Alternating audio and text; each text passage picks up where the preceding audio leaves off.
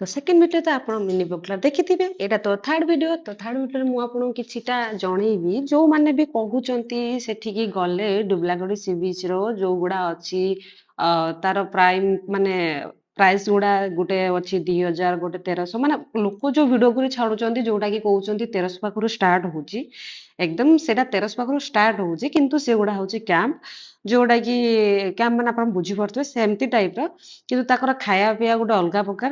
ତ ଆମେ ଯୋଉଟା ନେଇଥିଲୁ ପ୍ରିମିୟମଟା ସେଇଟା ହଉଛି 2000 ଟଙ୍କା ପର ହେଡ। ତ ମୋର ଆଉ ହଜବେଣ୍ଡ ଦି ଜଣଙ୍କର ମିଶିକି 4000 ନେଲା। ଆପଣ ବୁଝିପାରୁଥିବେ 2000 ଲେଖା ହିସାବ ହେଲେ। ତ ସେଇଥିରେ ଖାଇବାଟା ଆସିବ ମର୍ଣ୍ଣିଂରେ ପୁରୀ ଆଉ ମଟର ତରକାରୀ, ସେଇଥିରେ ଅଣ୍ଡା ବି ଦେବେ ଆଉ କାଲାଜାମ ଦେବେ।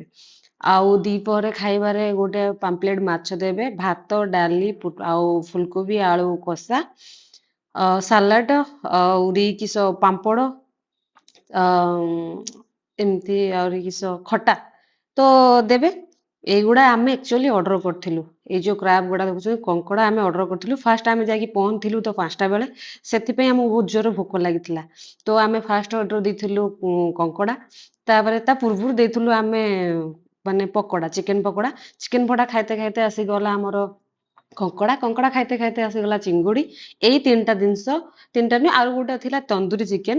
ସେଇଟା ଅବଶ୍ୟ ହଟି ପୋଡା ହଉଥିଲା। ତ ଆମେ 4ଟା ଅର୍ଡର ଦେଇଥିଲୁ। ୟାର ପ୍ରାଇସ୍ ସେମାନେ ଅଲଗା ଦେଇଥିଲେ। କିନ୍ତୁ ଯୋଉ ପଇସାର ସେ ଇନକ୍ଲୁଡ କରୁଛନ୍ତି ତା ଦେହରେ ଆଡ କରୁଛନ୍ତି 2000 ଟଙ୍କାରେ, ତ ତାର ଖାଇବାଟା ହେଲା ଏଇ ବା ଦିପହରେ ଏଇଆ ହିଁ ଖାଇତେ ଦିଅନ୍ତି। ରାତିରେ ହଉ ଚିକେନ କଷା ରୁଟି ଦିଅନ୍ତି କିନ୍ତୁ ସଫିସିଏଣ୍ଟ ଦିଅନ୍ତି। ଆପଣ ଡବଲ ନେବା ଚାହିଁବେ ତ ଡବଲ ଦେବେ କିନ୍ତୁ ତରକାରୀ ଦେବେନି। ରୁଟି ତରକାରୀ ରୁଟି ଏକ୍ସଟ୍ରା 2 ଖଣ୍ଡ ଦେଇପାରିବେ। ତ ମର୍ଣ୍ଣିଂରେ ଭାତ ଏକ୍ସଟ୍ରା ନବ କି ଡାଲି ନବ ତରକାରୀ ଯାହା ଆପଣଙ୍କୁ ସେଇଥିରେ ଏକ୍ସଟ୍ରା ନେଇପାରିବେ କିନ୍ତୁ ମାଛ ମାଂସ ଏସବୁ ଏକ୍ସଟ୍ରା ନୁହଁ।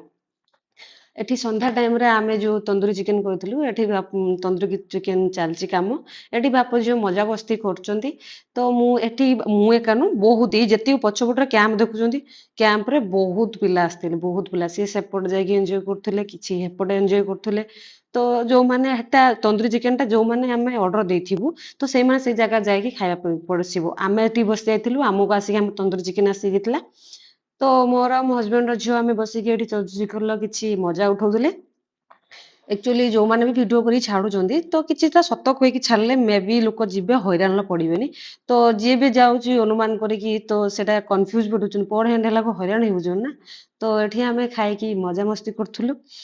ମଜାମସ୍ତିରେ ଆପଣ ଦେଖିଲେ ତ ଭିଡିଓଟାକୁ ପୁରା। ତ ଆହୁରି କିଛି ଭିଡିଓ ଆଣିବି ତ ନିହାତି ଆପଣଙ୍କୁ ପୁରା ଡିଟେଲ୍ସ ଜଣେଇବି। ଭିଡିଓ ଆପଣଙ୍କୁ କେମିତି ଲାଗୁଛି କମେଣ୍ଟ ମାଧ୍ୟମରେ ନିଶ୍ଚୟ ଜଣେଇବେ। ତ ଏ କିଛି କିଛି ଫଟୋ ଉଠେଇଥିଲେ ତ ଆପଣଙ୍କୁ ସେୟାର କରୁଛି, ଆପଣ ଦେଖନ୍ତୁ କେମିତି ଲାଗୁଛି କମେଣ୍ଟ ମାଧ୍ୟମରେ ନିଶ୍ଚୟ ଜଣେଇବେ। ଥ୍ୟାଙ୍କ